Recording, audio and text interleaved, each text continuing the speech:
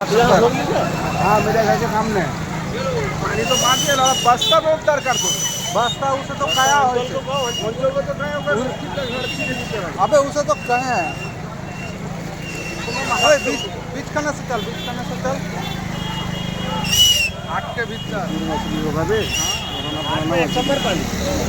पुराना मछली हाँ अरे मादर तू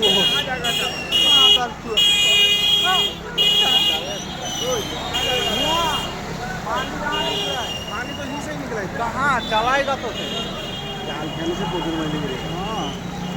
हाँ रे जाल तो लाने वाला होगा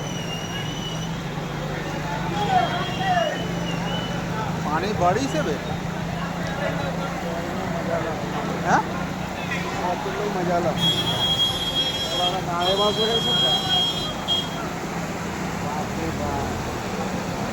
वीडियो तो मुझे पता करेगा